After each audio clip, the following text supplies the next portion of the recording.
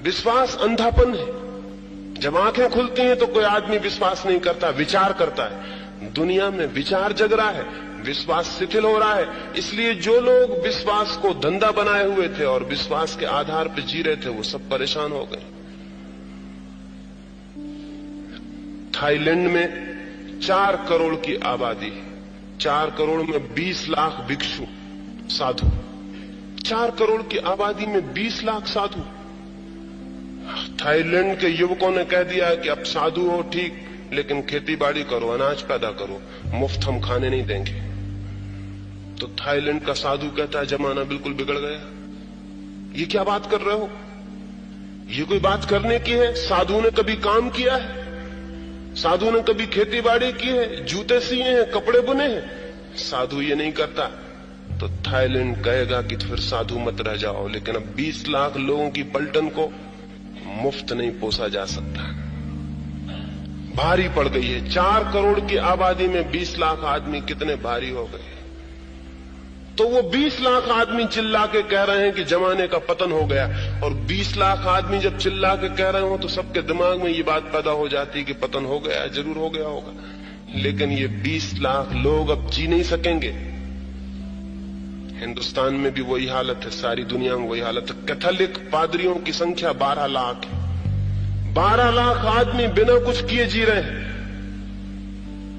12 लाख पादरी हैं सारी दुनिया में, वो मुफ्त जी रहे हैं। उनके आप पैर भी छू रहे हैं, आदर भी दे रहे हैं, भगवान भी मान रहे हैं, वो मुफ्त जी रहे हैं। कुछ क्रिएट नहीं किया, कुछ पैदा नहीं कर रहे। एक ही काम करते हैं, वक्त आ जाए तो लड़वाने का काम करते हैं।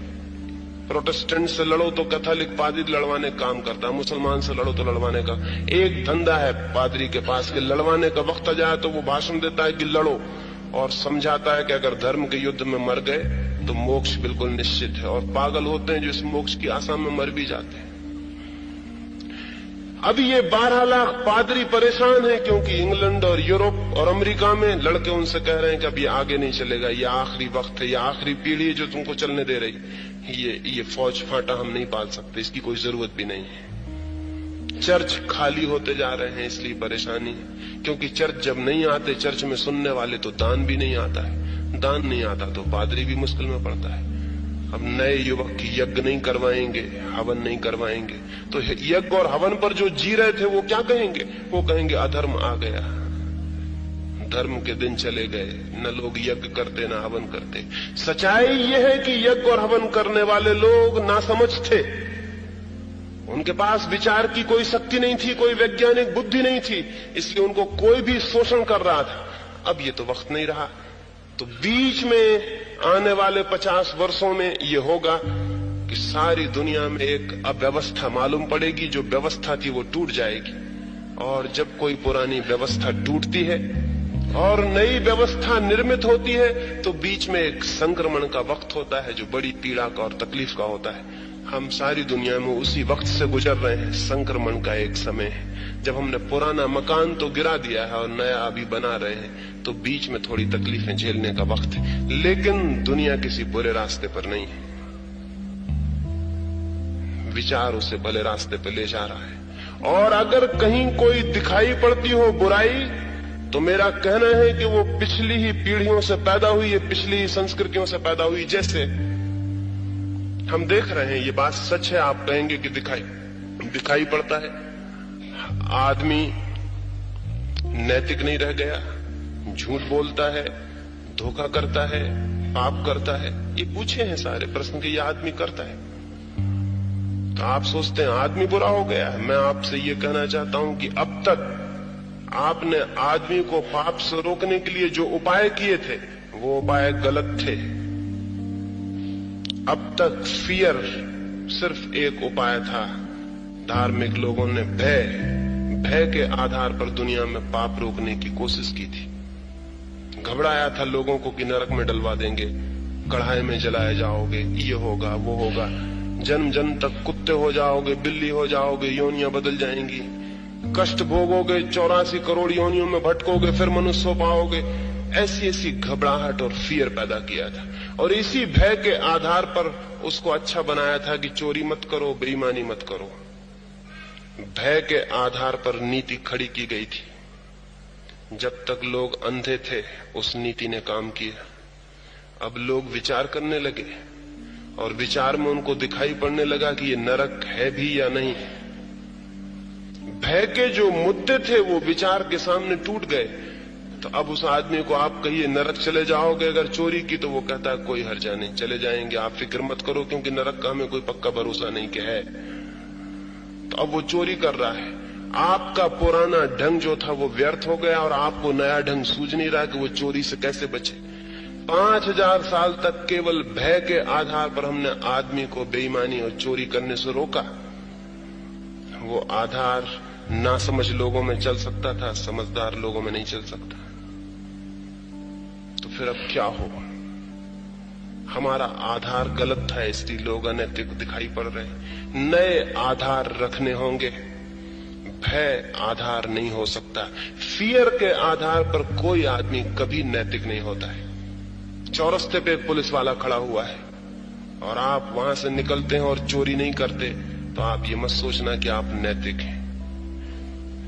लेकिन चौरस्ते पे कोई पुलिस वाला नहीं है और आप चोरी नहीं करते, तो ही आप समझना कि आप नैतिक हैं। अदालतें, कानून, पुलिस सब रोकते हो तो आप चोरी नहीं करते, इससे कोई नैतिकता का संबंध नहीं, सिर्फ भय है। तो हमने बहुत भय खड़े किए। चौरस्ते पे पुलिस वाला खड़ा है, फिर अदालत है, फिर नीचे नरक है, और फिर ऊपर सुप्रीम कांस्टेबल है भगवान, वो सबसे बड़ा पुलिस वाला, वो ऊपर से देख रहा है, नजर रखे हुए हर एक को कि किसी ने चोरी की तो उसको फिर सजा दिलवानी है, नरक में डालना है। वो यही धंधा कर रहा है बेचारा हजारों साल से। बहुत ऊब गया होगा, परेशान हो गया होगा। उसकी तो कोई गति नहीं, उसकी कोई ट्रांसफर भी नहीं होता, उसकी कोई बदली नहीं होती, वो कोई रिटायर नहीं होता।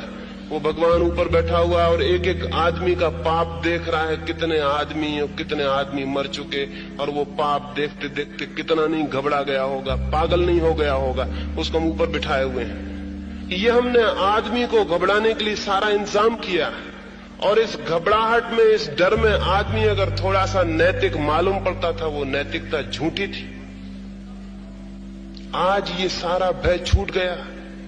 मनुष्य को उदय हुआ विचार, उसने चीजें देखी और सोची, उसे लगा कि ये मामले सच्चाई के नहीं है, कल्पना के, और कल्पना के हैं। आपको पता है तिब्बतियों का नरक कैसा होता है और हिंदुओं का नरक कैसा होता है? हिंदुस्तान में हम गर्मी से परेशान हैं, तो हमने नरक में गर्मी का इंतजाम किया हुआ है। आग जल रही है, कढ़ाई जल रहे हैं, तेल खौल रहा है। लेकिन तिब्बत ठंड से परेशान है। तो अपने पापियों के लिए अगर गर्म जगह भेज दे तो पापी बहुत प्रसन्न हो जाएंगे। तो उन्होंने इंतजाम किया है कि वहां ऐसी बर्फ है जो कभी गलती ही नहीं, बर्फ ही बर्फ है तिब्बतियों के नरक में, और उस नरक में डाल देंगे बर्फ ही बर्फ में, ठंडक में मरेगा आदमी। तिब्बतियों के लिए बर्फ का भय हो सकता है, इसलिए तिब्बत के नरक में बर्फ है। हिंदुओं के लिए, भारतीयों के लिए गर्मी का भय है, इसलिए गर्मी का। अगर हिंदू को तिब्बतियों के नरक में भेज दिया जाए तो वो समझेगा किसी एयर कंडीशन दुनिया में भेज दिया गया। वो एकदम आनंदित होकर नाचने उठेगा कि लगेगा स्वर्ग आ गया।